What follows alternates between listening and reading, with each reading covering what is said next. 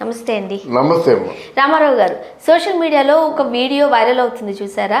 జగపతి బాబు గారు తల్లి ఎక్కడో ఒక చోటు ఉన్నారు, ఆమెను పలకరించడానికి చూడడానికి మాట్లాడడానికి జగపతి బాబు గారు వెళుతున్న ఒక సన్నివేశం ఏదైతే ఉందో అది మనకి సోషల్ మీడియాలో వైరల్ అవుతోంది. ఏంటి తల్లి గారు ఎక్కడున్నారు, జగపతి బాబు గారు వాళ్ళ మదర్? అంటే ఇక్కడ ఈ సందర్భంగా మనం జగపతి బాబు వాళ్ళ మదరు ఫాదర్ ఇద్దరు గురించి కూడా చెప్పుకోవాలి. అక్కడ హబీబుల్లా రోడ్ అనుకుంటా, మద్రాసు టీ నగర్లో జగపతి సంస్థ అంటే అందులో పనిచేసే వాళ్ళందరికీ కూడా చాలా ఒక ఒక ఒక పెద్ద భరోసా అన్నమాట. వాళ్ళ యజమానులు కాదు, కుటుంబ సభ్యులు, కుటుంబ పెద్దల్లాగా ఉంటారు జగపతి సంస్థ అనేది. వాళ్ళు ఏమంటే సహజంగా ఏ సంస్థ రెమ్యూనరేషను ఇవ్వకపోయినా జగపతి సంస్థ రెమ్యూనరేషను ప్రాంప్ట్గా ఇస్తుండేవారు, చాలా ప్రాంప్ట్గా ఇస్తుంది. తర్వాత జగపతి బాబు విబి రాజేంద్ర ప్రసాద్ గారు, ఆయనకి గుర్ర పందాల అలవాటు ఒకటి ఉంది. ఆయన ప్రాపర్టీ ఎంత ఉంది తెలిసిన, అసలు అంటే విశాఖపట్నం టు భీమినిపట్నం వెళ్ళే దారిలో కొన్ని వేల కోట్ల రూపాయల ప్రాపర్టీ ఉంటుంది. అవన్నీ అమ్మేశారు. గుర్ర పందాల ప్రాపర్టీ సరిపోయినాయి. జగపతి బాబు కూడా చేతికి అందిన ప్రాపర్టీ అంతా పోయిందన్నమాట. వీళ్ళు మొదటి రోజుల్లో ఎంత వైభోగంగా ఎంత రాజసంగా ఉండేవాళ్ళు, 50 దాటిన తర్వాత వాళ్ళ జీవితాలు చాలా తమాషాగా మారాయమ్మ. జగపతి బాబు వాళ్ళ నాన్న రాజేంద్ర ప్రసాద్ గారు, ఆయన పూనుకొని ఆ ఫిల్మ్ నగర్లో దైవ సన్నిధానం, ఆయన అంటే నిర్మాణంలో ప్రధాన పాత్ర వహించారు. ఆయన అక్కడ అన్ని గుళ్ళు అంటే ఇంకా ఆ గుడికి వెళ్ళినట్టయితే మొత్తం ఇంచుమించు అందరి దేవతల్ని, వినాయకుడి దగ్గర నుంచి మన ఇష్టదైవాలు ఎంతమంది ఉన్నా అంతమందిని కూడా చూసుకొని వచ్చేవచ్చు అన్నమాట. అంత పెద్ద ఆయన సేవ చేశాడు. దానికి అధ్యక్షుల వారుగా ఉండేవారు. విబి రాజేంద్ర ప్రసాద్ ఎక్కడ ఉంటారంటే దైవ సన్నిధానంలో ఉంటారు అనేటువంటి ఒక పేరు ప్రఖ్యాతులు సంపాదించుకున్నారు.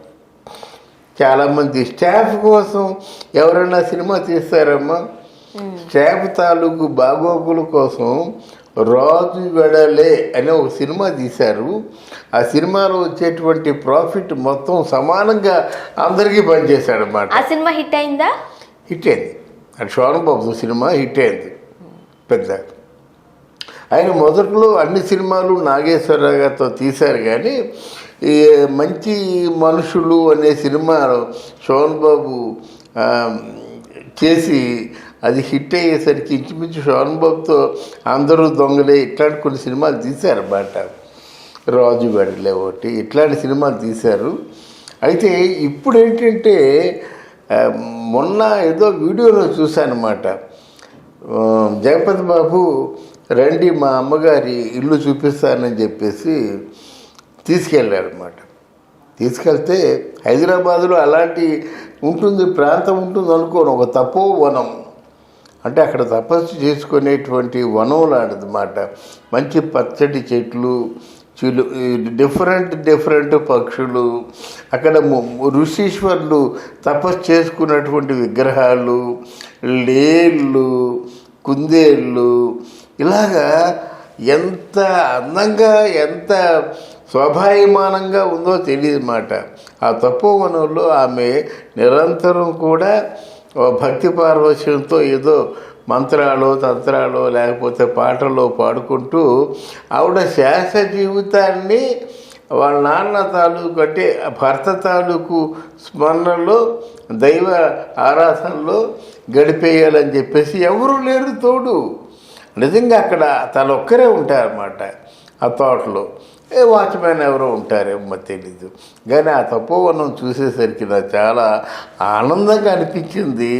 వాళ్ళ జీవితాన్ని అంత బాగా మలుచుకొని చివరిలో ఆ దైవానికి అంకితం చేయడం మాత్రం మిగతా వాళ్ళకి ఆదర్శంగా నాకు అనిపించింది. ఆవిడ చూసిన తర్వాత మనం కూడా అక్కడ ఏదో ఒక 100 గజాల స్థలం కనుక్కొని మొక్కలు వేసుకొని అలా తపోవనంలో ఉండిపోతే బాగుంటుంది అనేటువంటి భావన కలుగుతుందన్నమాట. అది ఆవిడ తాలూకు గొప్పతనం. ముఖ్యంగా జగపతి బాబు గారు అంటే తల్లి దగ్గర ఉండాలను, తల్లి తనతో ఉండాలని ఆశపడుతూ ఉంటారు. బట్ వాళ్ళ మదర్ అలా కాకుండా సెపరేట్ గా ఉండడాన్ని ఎట్లా చూడాలి? అంటే నిజంగా ఆవిడ కావాల్సింది ఏముంది, జీవితానికి పరమావధి కావాలి. పరమావధి అంటే భగవంతుడు జన్మ ఇచ్చాడు, మళ్ళీ భగవంతుడిలో ఐక్యం అయిపోవాలి, ఆ భగవతారాధనలో గడపాలి, అంతే కదా. ఇప్పుడు మనం ఐహిక సుఖాల మీద ఆలోచించుకున్నట్టయితే 1 కోటి రూపాయలు, 100 కోట్లు, 1000 కోట్లు అంత ఎక్కడుంది? మళ్ళీ తర్వాత ఏమనుకుంటాం, అబ్బాబ్బాబ్బా మనశ్శాంతి లేకుంటే ఈ డబ్బు ఏం కదా తీసి పక్కన పెట్టు. డబ్బు అంటే చిరాకు కొంతమందికి ఈ రోజుని చూసారన్నమాట. డబ్బు అంటే చిరాకు అంటే మనశ్శాంతి లేకుండా మానసికంగా చాలా షాప్ పెట్టేది ఏదైనా ప్రపంచంలో ఉందంటే డబ్బే. అందుకు ఆ డబ్బు దూరంగా ఉండాలి. మరి ఏది మీకు మనశ్శాంతిగా ఉంటుందంటే దేవుడు. ఆయన నమ్మకస్తుడు. ఆ దేవుడిని మించిన నమ్మకస్తుడు ఇంకెవరు లేరు కదా. ఏ ఫ్రెండ్ కూడా ఆ దేవుడిని మించినటువంటి సన్నిహితంగా ఉంటారు కదా. మనం నమ్మాలంటే ఆ ఫ్రెండ్ మనల్ని నమ్ముతాడు, మనం వాళ్ళు నమ్మాలంటే దేవుని తప్ప ఇంకోళ్ళు నమ్మలేము. అంటే మనశ్శాంతిని కానీ మన విశ్వాసాన్ని కలిగించేది దేవుడు. ఏమీ లేకుండా చెల్లా చెదర చేసి నిద్ర పట్టకుండా నానా బీభత్సం చేసేది ఏదైనా ఉందంటే డబ్బు. ఈ 2 ఇహపర సుఖాల గురించి తెలుసుకుంది కనుక ఆ తల్లి ఆ తపోవనంలో ఉంటుందన్నమాట. అది అంటే మీరే చెప్పారు దారి పొడుగున ఆస్తులన్నీ వాళ్ళయ్యే అని. అవునవును. అంతే విధంగా పోగొట్టుకున్నారు కూడా. అవునవును. సో ఆమె కష్టాలని చూశారు, సుఖాలని చూశారు. అవునవును. పైగా జగపతి బాబు గారు కూడా అప్స్ లో ఉన్నారు, డౌన్స్ లో కూడా చాలా ఉన్నారు.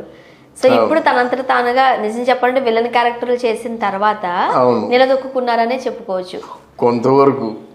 కొంతవరకు వాళ్ళ నాన్నగారు ఆస్తి మామూలు ఆస్తి కాదమ్మా. వాళ్ళ నాన్నగారు చాలా మాట మీద ఉండే మనిషి. ఆయన డబ్బులు బాగా ఖర్చు పెట్టేవాళ్ళు. తర్వాత కొంచెం జలసా పురుషుడి కింద లెక్క ఆయన.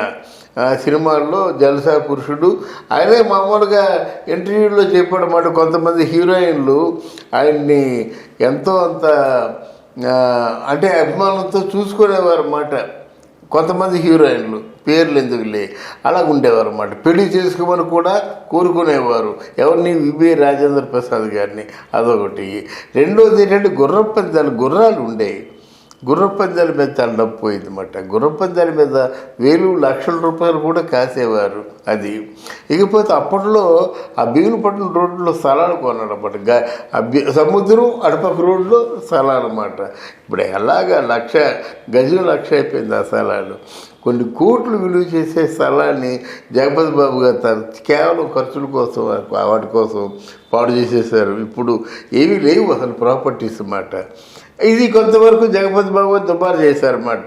ఈయన చెప్తాడండి, ఈయన కూడా కొంచెం మరి స్నేహితులు ఆదుకోవడం, స్నేహితులతో కలిసి ఉండడం ఇవన్నీ కూడా జగపతి బాబు గారికి అలవాటు. ఆ స్నేహం కొంతవరకు ఆయన్ని దెబ్బతీసిందన్నమాట. అయితే ఆ దేవుడు కాపాడాడు. వాళ్ళ నాన్న చేసిన వాళ్ళ అమ్మ చేసిన పుణ్యాలు కాపాడి ఆ విరణ వేషాలు వచ్చేసి మొత్తానికి ఆ ఫ్యామిలీ నిలదొక్కునే పరిస్థితి ఉంది. కానీ నాకు బాగా నచ్చింది ఏంటంటే సినిమా ఫీల్డ్లో ఇప్పటి వరకు ఎవరు కూడా ఇంత తపోవనంలో ఇంత నిష్ఠాగరిష్ఠులుగా లేరు. అది మాత్రం డంక బనాయించి చెప్పొచ్చు. Thank you so much.